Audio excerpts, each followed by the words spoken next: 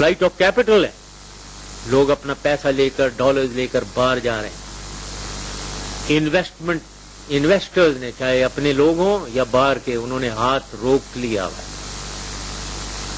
इसका असर गरीब अवाम पे महंगाई की सूरत में सामने है। आटा, दाल, घी की कीमतें 1.5 से 2 गुनी हो गई हैं और उनकी तकलीफ आम गरीब अवाम को तकलीफें उठानी पड़ रही हैं। ये जरूर है कि ये एक इंटरनेशनल बहरान जिसका पाकिस्तान को भी सामना करना पड़ रहा है।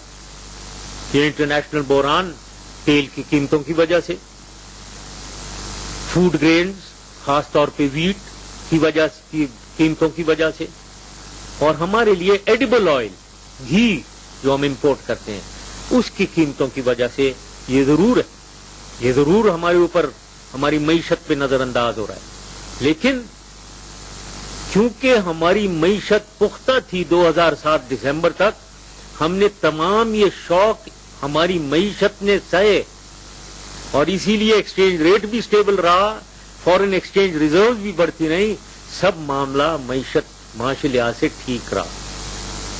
लेकिन अब जैसे मैंने बताया ये एक डाउन स्लाइड की तरफ हम जा रहे हैं।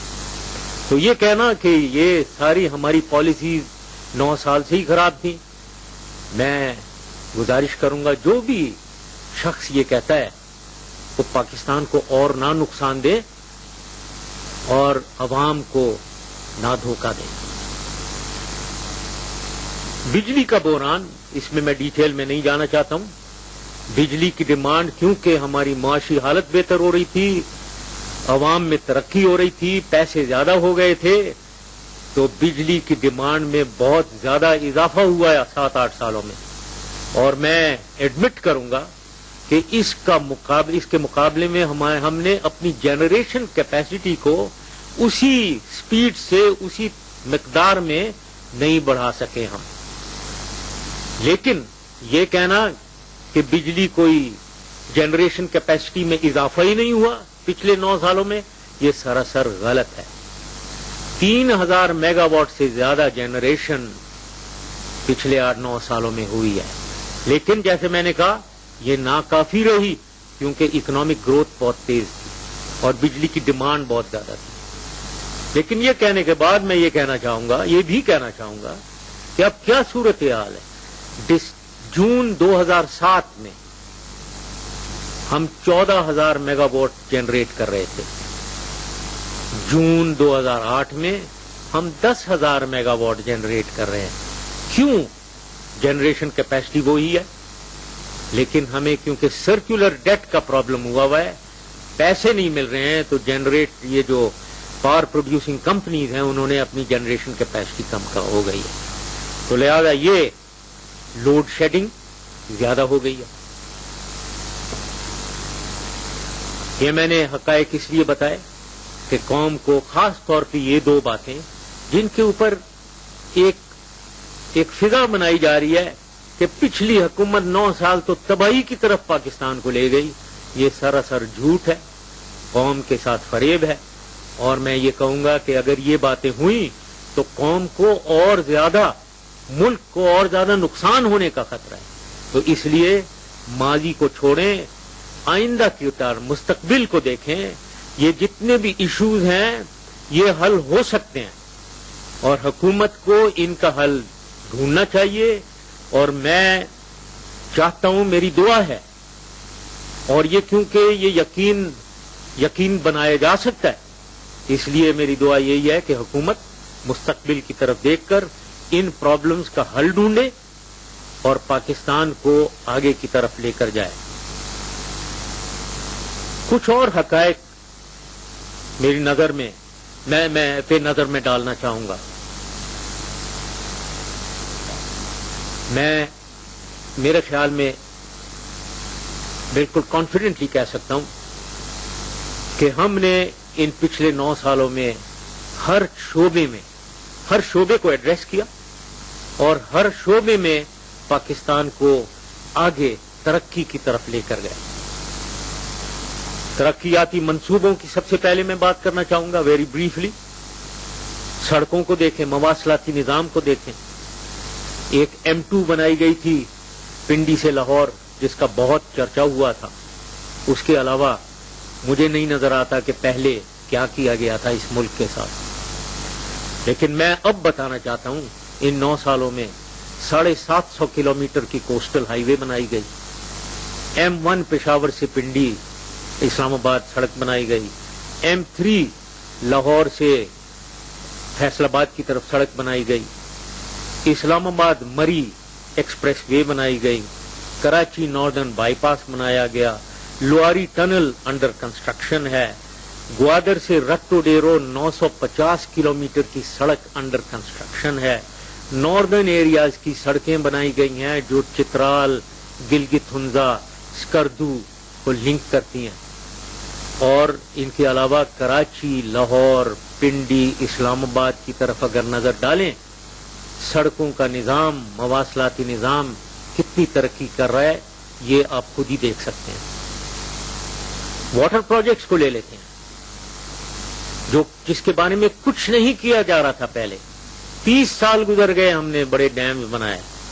अब अल्लाह ताला के फजल करम से मीरानी डैम तैयार हो गया, सुबकजई डैम तैयार हो गया, इनॉग्रेट भी हो गया। सतपारा डैम स्कर्दू में तैयार होकर इनॉग्रेट हो गया। मंगला डैम की रेजिंग 30 फीट मुकम्मल हो गई है। आजकल उधर पानी भरा जा रहा है, 30 फीट ज्यादा पानी। 3 इसकी डबल कैपेसिटी हो जाएगी, इसकी कैपेसिटी, और उससे जितनी ज्यादा फायदा इरिगेशन को होगा वो आप खुद ही जानते हैं। गोमलजम डैम बनाया जा रहा है। अगर कनाल्स को लिया जाए तो कच्ची कनाल बनाया जा रहा है, 60-70% कंप्लीट है तकरीबन। इससे 7 लाख एकड़ जमीन इरिगेट होगी। रेनी कनाल बन रहा है, टल कनाल बन रहा है। ये जब कनाल बनेंगे और ये डैम्स जो बन गए हैं, ये मजमूई तौर पे 3 मिलियन एकड़ जमीन, वर्जिन जमीन इरिगेट होगी। इसका हमारी एग्रीकल्चर पे क्या फायदा होगा आप खुद अंदाजा लगा लें। 3 मिलियन 30 लाख एकड़ फीट वर्जिन एरिया इरिगेट होगा। इसके अलावा ब्रिक लाइनिंग तमाम प्रोविंसेस में हो रही है, 70% कंप्लीट हो गई है। 65 अरब रुपए का प्रोजेक्ट ये चल रहा है। इससे भी फार्मर्स का फायदा है, टेल एंड के फार्मर्स का फायदा। ग्वादर पोर्ट बना दिया गया है, एयरपोर्ट्स नए बन रहे हैं और बनाए गए हैं, रेनोवेट हुए हैं। टेलीकम्युनिकेशन इनकलाब आ गया है।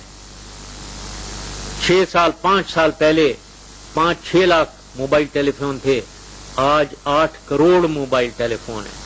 टेली डेंसिटी 3%, 2.9% थी, आज 50% से ज्यादा है। ये एक इनकलाब है। ये था तरक्याती मंसूबों की बात। इंडस्ट्री को देखें, हर तरफ इंडस्ट्री, मैसिव इंडस्ट्रियलाइजेशन, हर तरफ इंडस्ट्री फैल रही थी। लोगों को नौकरियां मिल रही थी, इन्वेस्टमेंट आ रहा था। इसको इसी से अंदाजा लगाएं, किसी होटल में जाएं, होटल ऑक्यूपेंसी 100% होती थी। इसकी वजह से इस्लामाबाद में भी 4-5 होटल बनाए जा रहे हैं।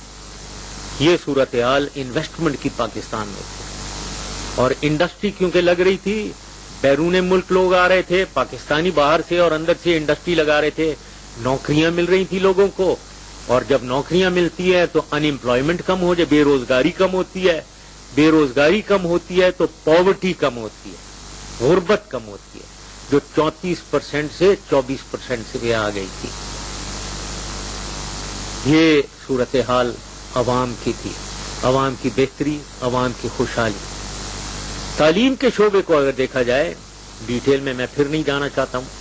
हमने लिटरेसी को एड्रेस कर रहे थे, प्राइमरी सेकेंडरी एजुकेशन, लेकिन मैं यहां सिर्फ 2 चीजों का जिक्र, हम टेक्निकल एजुकेशन और वोकेशनल ट्रेनिंग, एक इसका जाल फैल रहा था नैवटेक के नीचे। इस जाल को फैलाने, इसमें आर्मी भी इन्वॉल्व है, कोर्स इन्वॉल्व है। कई हजार बच्चे वोकेशनल ट्रेनिंग ले रहे हैं और उनको नौकरियां मिल रही हैं, ہنر سیکھ رہے ہیں، پیسے کما رہے ہیں.